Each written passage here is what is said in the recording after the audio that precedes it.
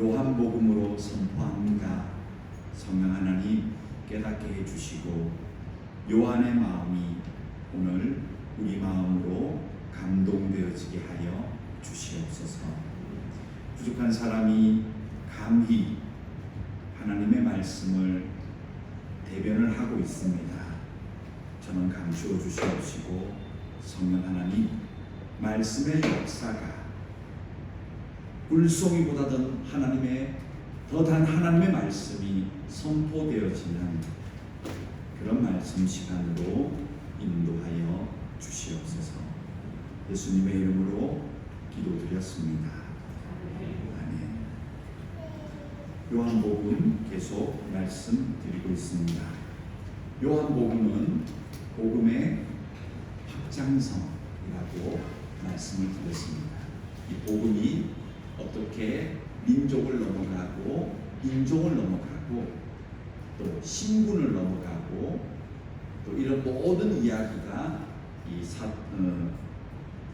사도 요한이 기록한 이 요한복음에 기록되어져 있습니다.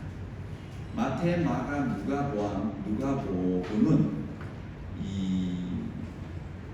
어떻게 시작되냐면요, 이 지역에 있다가 예루살렘으로 이렇게 올라가는 과정을 그리고 있어요. 그런데 요한복음은 예루살렘에서부터 시작이 됩니다. 그래서 예루살렘에서 사마리아와 갈릴리와 그 다른 지역으로 이렇게 복음이 확장되어져 가고 있는 구조로 되어 있습니다. 그래서 사도 요한이 이 요한복음을 기록할 때는 예수에 관한 이야기는 이미 다른 복음서가 역사적으로 정리를 해놓았기 때문에 요한은 어떤 예수의 일대기를 기록하고 싶은 것이 아니고요, 예수님을 통해서 이 땅에 오신 복음의 능력과 복음의 본질 그리고 복음의 특징을 선포하고 싶으신 겁니다.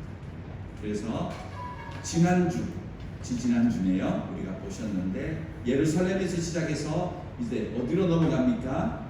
사마리아 땅으로 복음이 넘어가고 있었습니다. 정통 바리새인이었던 니고데모를 지나서 이방 여자, 이름 없어요, 사마리아 여자에게 복음이 이제 확장되어지고 예루살렘만 하나님의 성전이고 하나님이 거기 계실 것이라고 하는 그 유대인의 관념이 사마리아에서부터 이제 예수님이 깨버리기 시작합니다. 아니다, 예루살렘도 아니고 너희들이 지금 하나님의 성전이라고 세워놓은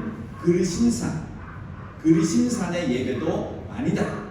결국은 예수를 구주로 고백하는 자들의 그 고백이 있는 곳이 하나님의 성전이다. 이 개념을 사마리아 여자에게 선포하시는 것이 요한복음 4장입니다. 자, 이제 이 복음의 확장성을 여러분들이 꼭 요한복음은 그리고 계셔야 돼요. 그래서 그 기준으로 요한복음을 보면 이 요한복음의 구조가 굉장히 의미가 있습니다. 드디어 갈릴리가 나옵니다. 오늘 본문에서는요, 이제 요한복음 4장 43절에 가보시면요, 이틀을 사마리아에 계셨던 것 같아요. 그 다음에 예수님이 거기를 떠나서 갈릴리로 갔다, 이렇게 기록하고 있죠. 드디어 이제 복음이 사마리아도 지나고 있습니다. 갈릴리는 어떤 곳이냐 하면요, 당시에 온 세계 사람들이 섞여서 살고 있는 문화 중심, 무역 중심, 인종의 혼합체가 되어 있는 그런 곳이 바로 갈릴리 지역이었습니다. 여기에는 중국에서 넘어왔던 이런 어떤 실크로드도 이곳을 지나갔고요, 온 유럽과 아시아와 아프리카가 다 한 곳으로 만나는 지역입니다. 거기에 드디어 이제 예수님이 복음으로 그곳까지 진입을 하고 있는 것을 볼 수가 있습니다. 자, 그런데 44절을 한번 보십시오. 오늘 내용이 좀 많을 수 있어서 제가 빨리 좀 넘어가시면 저를 잘 따라오셔야 됩니다. 44절 이 이야기 여러분 너무 인용 많이 하시죠? 읽어볼까요? 친히 증언하시기를 선지자가 고향에서는 높임을 받지 못한다. 예, 이 이야기 우리 엄청 인용해가지고 뭐 모교에 가서 뭐 어떻다, 내가 뭐 옛날에 내가 많은 사람들한테 가서 어떻다라고 비유를 하는데요. 이게 왜 여기 있을까요? 생각해 본 적이 있으십니까? 이 구절은 아는데 이게 왜 예수님이 사마리아 땅을 지나서 갈릴리로 들어가는 시점에 아니 도착하시면서 이야기를 왜 하셨을까? 제자들에게 생각해 보신 적이 있나요? 잘 없으시죠? 네. 왜 이야기를 하실까요? 하나 더 찾아볼까요? 마태복음 13장 54절 앞을 참고하시면 되겠습니다. 시간 때문에 읽어볼까요? 고향으로 돌아가사 그들의 회당에서 가르치시니 그들이 놀라 이르되 이 사람이 이 지혜와 이런 능력이 어디서 났냐? 이는 그 목수의 아들이 아니냐? 그 어머니도 마리아, 그 형제들은 야고보, 요셉, 시몬, 유다 많이 나왔죠. 마리아가. 그 다음 56절 그 정도 아니에요. 또 더 있어요. 그 누이들, 그러니까 마리아가 자녀가 많았어요. 예수님의 형제가 많았던 거예요. 누이들까지도 다 우리와 함께 있지 아니하냐. 그런즉 이 사람이 이 모든 것이 어디서 났느냐 하고 그다음 예수를 배척한지라. 예수께서 그들에게 말씀하시는 선지자가 자기 고향과 자기 집 외에서는 존경을 받지 않으니 없는 일을 하셨다. 마태도 기록하고 누가도 기록해놨어요. 그리고 요한도 이 이야기는 기록하고 있습니다. 그러니까 이게 아마 제자들에게는 이 예수님의 이 비유가 그 당시 유행했던 말인지 어떤 속담인지는 몰라요. 지금 학자들이 몰라요. 그러나 분명한 것은 제자들이 예수님이 하신 이 이야기를 새기고 있었다는 거예요. 그러면 요한복음으로 들어와서요 44절로 다시 한번 돌아보면 이쪽으로 가주세요. 왜 이야기를 하셨나요? 그것도 제자들이 보는 데서 제자들에게 하신 얘기예요. 지금 제자들에게 하신 거예요. 그러니까 요한이 받아 적어놨죠. 자, 우리가 여기서 하나 알 수 있는 것은 복음의 확장성 얘기했죠. 이 복음이 이제 어디까지 들어가야 되느냐? 사실은 가기 싫은 곳도 가야 된다는 메시지가 여기 들어있습니다. 지금 일단 사마리아 땅에 갔을 때 제자들이 우선 이상하게 여겼죠. 예수가 첫째 사마리아 사람하고 만나는 것도 이상했고, 두 번째 더 놀라는 건 뭐죠? 왜 여자와 얘기를 하느냐? 이상하게 여겼지만 하고 마음속에 내지 않았다. 그런데 예수님이 책망하셨죠. 대체 너희들은 관심이 없느냐? 이 영혼들에게도 이 여자에게도 복음이 전파되고 너희들이 만난 그 주를 선포해야 되는 거 아니냐? 이미 추수때가 되었는데 이거 어떻게 긴급성을 모르고 맨날 우리끼리 밥 잘 먹고 예수님 어떻게 지켜나갈까 그 생각만 하느냐? 예, 그래서 밭은 휘어졌는데 주사할 일꾼이 없다 이 얘기를 들어서 했다는 거예요. 근데 여기 와서도 마찬가지예요. 이 현장에 딱 들어왔을 때 이곳은 고향으로 딱 돌아오니까 사람들이 예수님에 대해서 이미 다 알아요. 가족도 알고 뭐 모든 상황을 알지만 예수님이 이 말을 왜 가요? 효과가 없는지도 실제로 효과가 없었어요. 더 많은 본능을 거기서 행하지 않았더라는 기록도 있어요. 실제로 이 마을 자기 고향에 가서는 예수님이 이적도 많이 안 행하셨고 활동을 많이 안 하셨어요. 그러나 그들에게 갔어요. 그것은 두 가지가 있는 거죠. 하나는 복음은 싫어도 가야 돼요. 근데 이것이 나중에 어떤 일이 벌어지죠? 예루살렘을 떠나지 않아요. 왜 안 떠났을까요? 공동체가 좋았고 또 예수님과 함께 이제 믿는 자들이 많아지고 예루살렘 교회가 예쁘게 성장했거든요. 하는 일이 많았어요. 구제도 하고 또 복음도 전하고 또 기도회도 하고 여러 가지를 했단 말이죠. 그때 하나님이 꽝 쳐버려요. 모여있지 마라. 복음의 확장성 까먹었느냐? 박해를 줘가지고요. 초대 목사님 야고보를 순교시켜버려요. 그랬더니 목사님이 돌아가시고 이 교회가 깨지잖아요. 그러면서 가기 싫은 곳도 다 흩어져요. 이미 이 말씀에는 예수님이 첫 번째, 복음의 확장성은요, 좋은 데를 가는 곳이 아니에요. 복음의 확장성은요, 내가 만만한 곳을 가는 게 아니에요. 인간이 자신 있는 곳을 가는 게 아니에요. 복음은 누구에게나 가요. 복음은 조건이 없어요. 지역이 없어요. 예수님이 그것을 몸소 보여주시고, 그 다음에 이것을 누가 잘 이해를 했냐면요, 고린도전서 2장 4절을 한번 찾아보세요. 넘겨주세요. 네. 사도 바울 이야기입니다. 읽어볼까요? 내 말과 내 전도함이 설득력 있는 지혜의 말로 하지 아니하고 다만 성령의 나타나심과 능력으로 하여 너희 믿음이 사람의 지혜에 있지 아니하고 다만 하나님의 능력에 있게 하려 하였노라. 아멘. 사도 바울이 복음을 전해보니까요, 이걸 깨달아서 결국은 내가 말을 잘하고 아는 사람을 설득하고 인간관계로 교회 한번 가볼래? 내가 해줄게. 너한테 오다 하나 줄게. 내가 사줄게. 내가 이런 연결이 있어. 우리 교회가 어떤 인맥이 있는데 소개시켜 줄게. 하지 말라는 얘기도 아닙니다. 그게 오해하지 마시고. 그러나 그게 아니더라는 거예요. 복음은 하나님의 말씀에 능력이 들어가야지 영혼이 깨지더라는 거예요. 사마리아에서 보여줬죠. 사마리아 사람들이 나중에 나와서 여자 때문에 나왔지만 나중에 어떻게 고백합니까? 이제 우리가 믿는 것은 너의 말 때문이 아니고 이분을 직접 만났고 이분의 말씀으로 우리는 믿는다. 이게 사마리아 교회의 결론이에요. 그래서 이 마을에 지금 들어갈 때 예수님이 굳이 선지자가 고향에서 높임을 받지 못한다는 이야기는, 첫 번째, 우리가 좋은 곳을 가는 게 아닙니다. 우리가 가야 될 곳은 조건이 없습니다. 둘째, 우리는 사람의 인간관계, 사람의 설득력, 사람의 지혜, 계산, 이런 것들로 복음이 선포되지 않는다는 것을 예수님이 제자들에게 지금 선포하고 설명하고 훈련시키고 계신 거예요.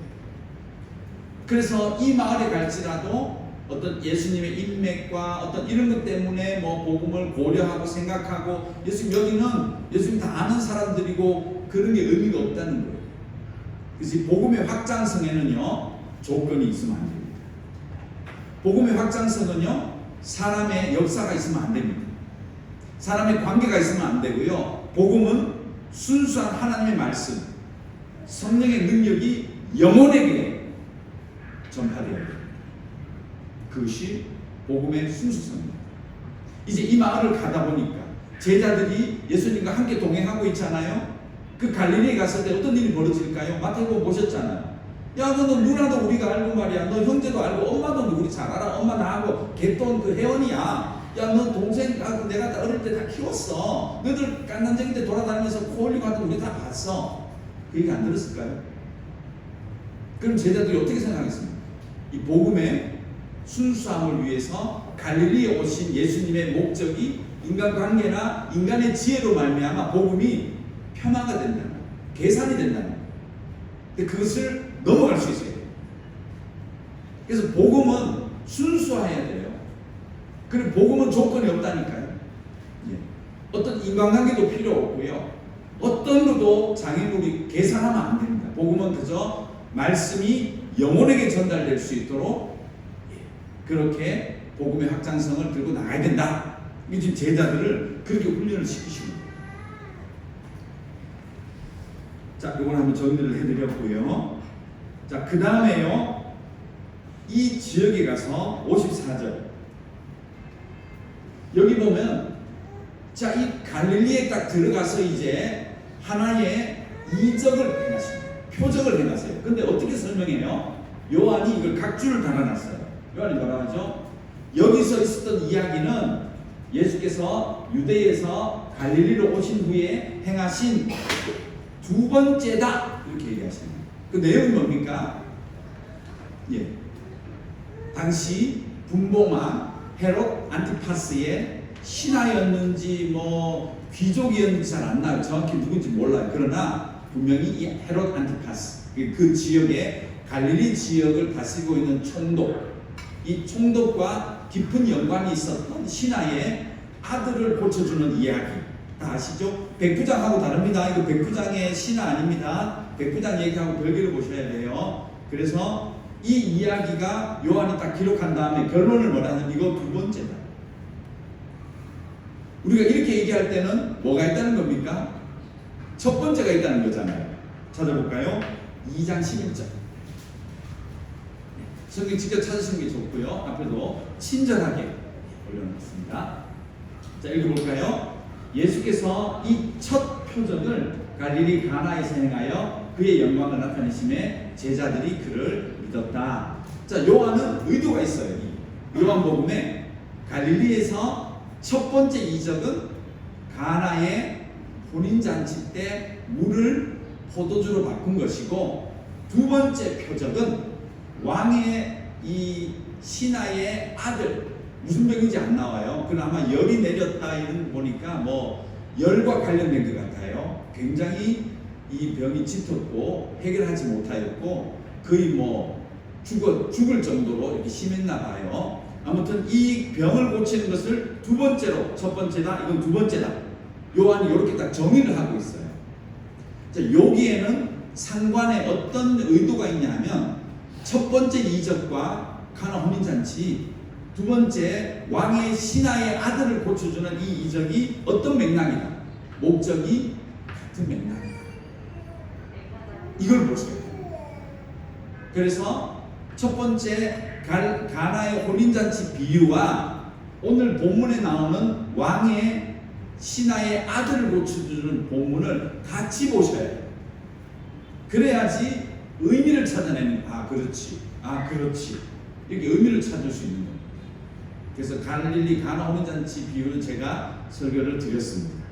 그래서 충분히 여러분들이 이제 다 이해를 하고 계시리라고 생각이 되어지고요. 자, 46절 가볼까요? 다시 한번 읽어보겠습니다. 예수께서 다시 갈릴리 가나에 이르시니 전에 물로 포도주를 만드신 곳이라. 그곳에서 왕의 신하가 있어 그의 아들이 가브나움에서 병들었다. 자, 그 다음에 47절 보십시오. 내려주시고요. 또 읽습니다. 그가 예수께서 유대로부터 갈릴리로 오셨다는 것을 듣고 가서 청하되 내려와 주세요. 내 아들이 병이 들었는데 그 병을 고쳐주세요 하니 그가 그게 거의 죽게 되었다. 49절 가보세요. 신하가 또 이르되 뭐라고 하죠? 주여, 내 아이가 죽기 전에 내려와 주세요. 자, 지금 예수님에게 뭘 하고 있습니까? 간청. 직접 좀 내려오셔서 내 아이를 좀 살려주세요. 내가 지금 우리 아들 때문에 올라왔는데 너무 내 문제가 지금 급합니다. 어떻게 좀 도와주세요. 역사를 좀 베풀어 주세요. 능력을 좀 베풀어 주세요. 그렇게 간청하고 있어요. 자, 여러분, 갈릴리 가나 혼인잔치에 무엇과 비슷합니까? 엄마가 뭐라 하죠? 예수님에게, 예수님, 이 집에 뭐가 떨어졌다. 포도주가 떨어졌어요. 제발 좀 이거 해결해 주세요. 예수님, 내 아들이 지금 죽게 되었습니다. 좀 내려오셔서 이거 좀 도와주세요. 뭐가 비슷하지? 예수를 어떤 분으로 지금 만나고 있는 거예요? 자기의 문제를 해결해 주는 분으로 예수님을 만나고 요청하고 있는 마리아와 이름이 나오지 않는 이 신하의 모습이 또 닮아 있습니다. 그렇죠? 예수님, 나의 문제, 예수님 이 문제 해결, 즉 구원의 하나님을 만나는 것이 아니라 나의 이익을 위한 하나님, 나를 위한 하나님, 나의 문제를 해결하는 하나님, 나의 어떤 여러 가지 욕구들을 채워주시는 하나님으로 만나고 있다는 거죠. 두 모습이 물질이 똑같은지요? 똑같습니다. 자, 여러분 기억해 보세요. 마리아에게 뭐라 했죠? 알겠습니다. 제가 그러면 간단하게 해결하겠습니다. 이렇게 답했나요? 여자요. 욕 아닙니다. 존중의 말이에요. 뭐라 하죠? 딱 자기를 하나님과 사람으로 구분하는 말이에요. 나는 내 때가 이르지 아니하고 내가 온 것은 당신의 문제 해결이 아닙니다. 자기의 어떤 욕심을 채워주는 그런 도깨비 방망이의 하나님이 아니다. 그 부탁을 거절하시죠. 그리고 전혀 다른 포도주를 예수로 말미암아 시작되는 생명의 포도주를 그 집에 공급해 주시죠. 48절 예수님이 어떻게 하시죠? 예수님이 한 말씀 딱 하시고 도대체 표적과 기사를 보지 못하면 믿지 않는구나 이 인간들은. 그 다음에 50절 보십시오. 예수께서 이르시되 가라 내 아들이 살아있다 하시니 그 사람이 예수께서 하신 말씀을 믿고 갔다. 예수님이 뭐 하지 않아요? 이 신하가 몇 번이나 요청합니까? 47절 49절에 좀 와주세요. 좀 와주세요. 예수님이 안 내려가세요. 그냥 한번 딱 내려가서 여러 사람들이 와 관심 있는데 가서 한번 딱 멋지게 손을 한번 딱 갖다 대서 그 아들이 벌떡 일어나면 와 역시 예수님이다. 우리가 옛날에 알았던 저 목숫집의 꼴리기가 아니다. 그 소리 안 들었겠습니까?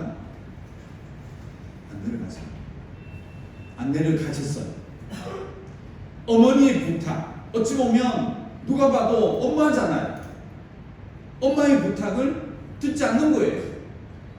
어머니 알겠습니다. 제가 할 수 있어요. 했다면 얼마나 효자다 능력 있다라고 했겠습니까?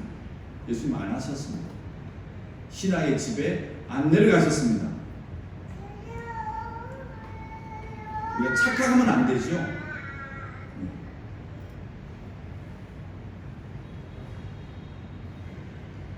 왜 그런가 하면 이 갈릴리 사람들은요 45절 한번 가볼까요? 다시 한번 읽어보겠습니다. 갈릴리에 이르심에 갈릴리인들이 그를 영접했다. 예수님을. 이는 이유가 있다는 거예요. 요한이 다 알고 있어요. 요한이 다 알아요. 뭐라고 하죠? 자기들도 명절 6월절 때 예루살렘에 갔었는데 아니 거기 가서 예수께서 그 예루살렘에서 행하시는 놀라운 이적들이 뭔지 안 나와요. 예, 요한복음 다시 읽어보세요.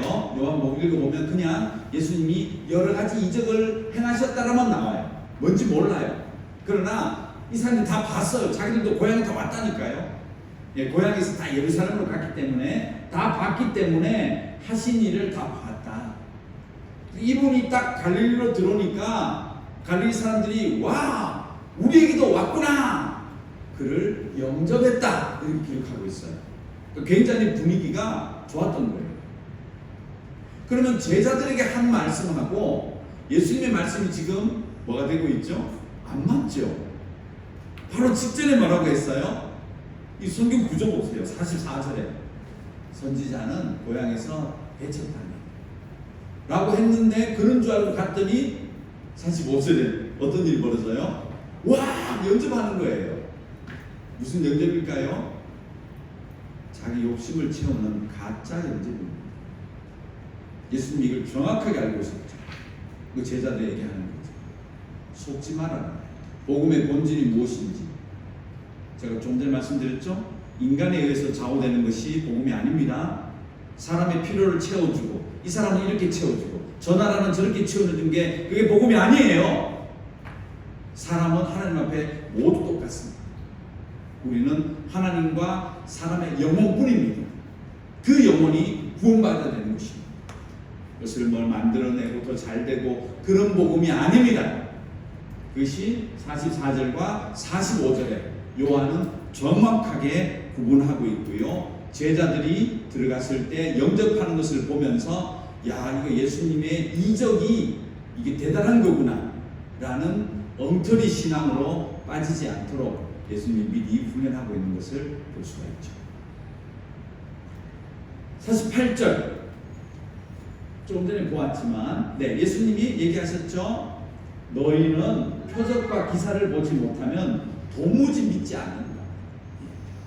이 사람들은 뭔가 이렇게 좀 뚜렷한 어떤 현상이 나오고 뭐가 막 변자가 일어나고 예수가 막 이런 이상한 일들을 보면은 관심 있네, 이거 대단하다 라고 생각하는 사람들이었어요.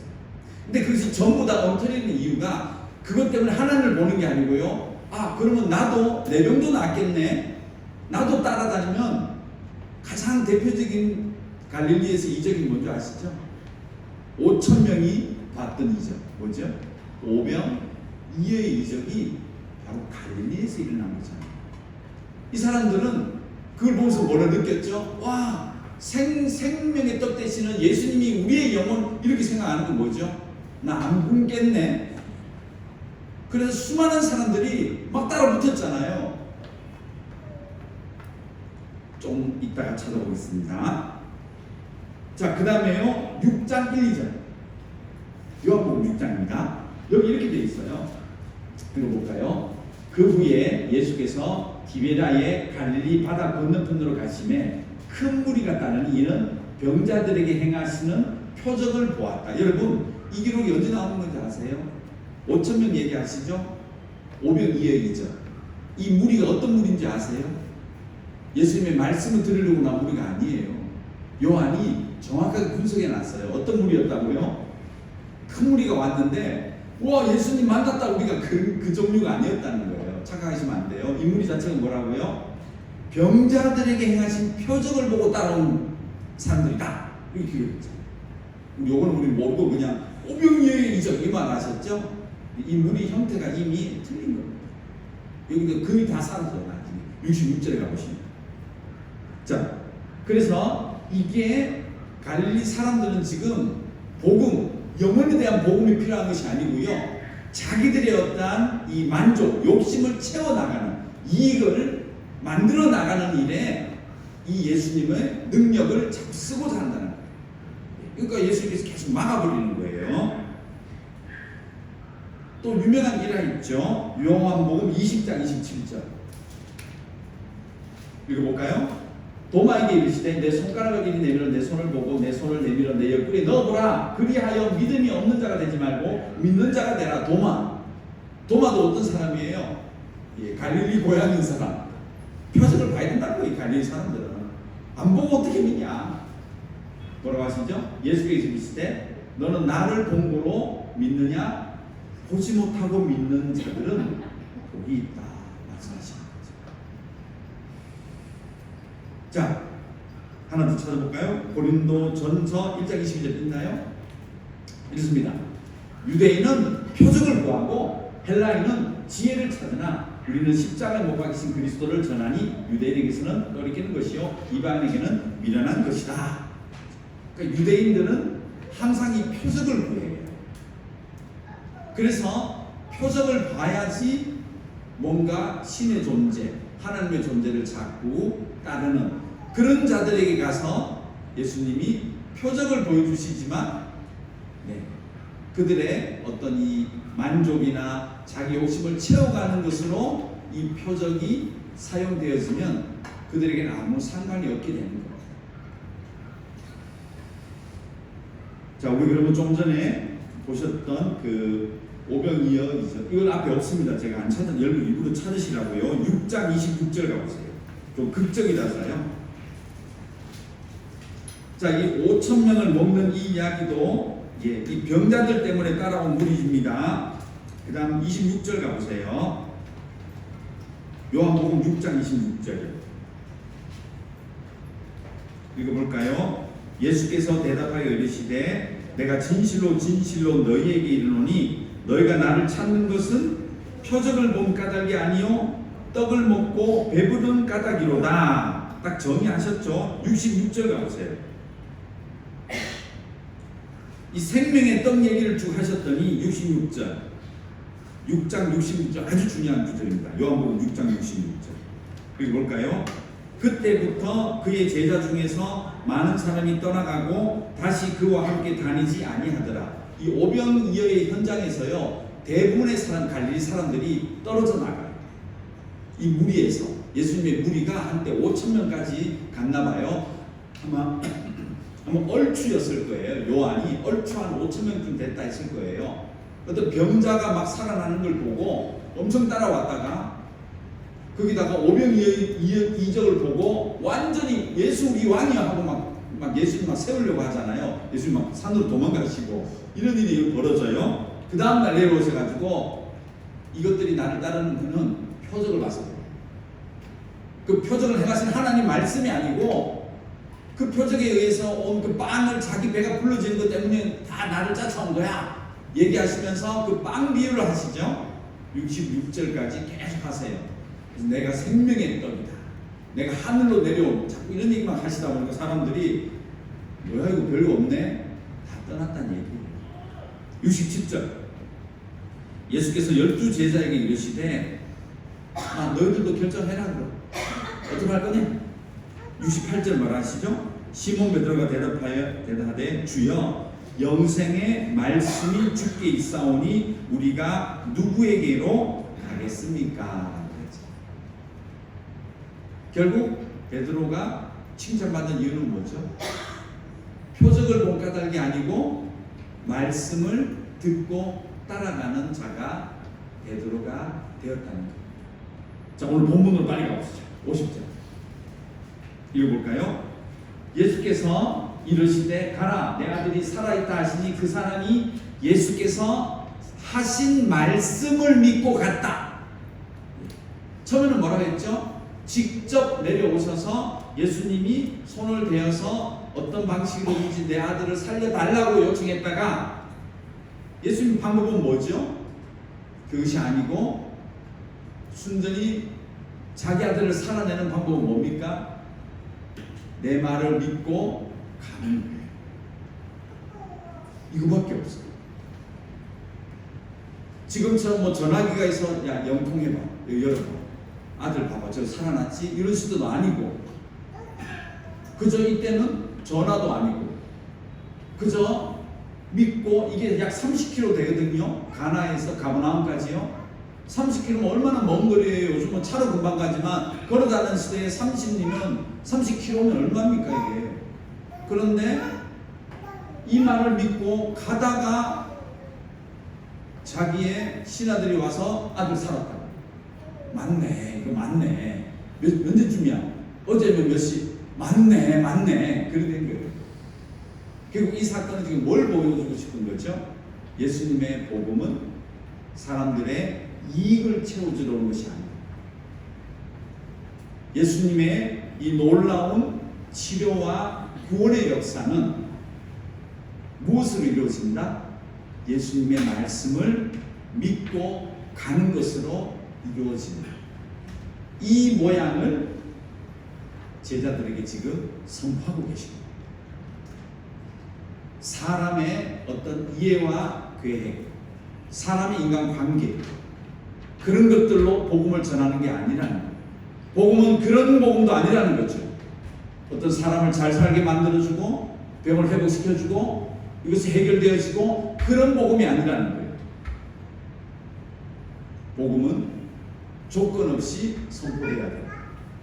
복음은 말씀을 듣고 믿음으로 구원의 역사가 일어난다는 것을 예수님이 제자들이 보는 데서 이 사건을 통하여 지금 두 번째 시청각과 함께 복음의 본질을 제자들에게 지금 선포하고 계십니다. 자, 그러면 첫 번째 사건과 비교해 볼까요? 첫 번째 사건도 어땠죠?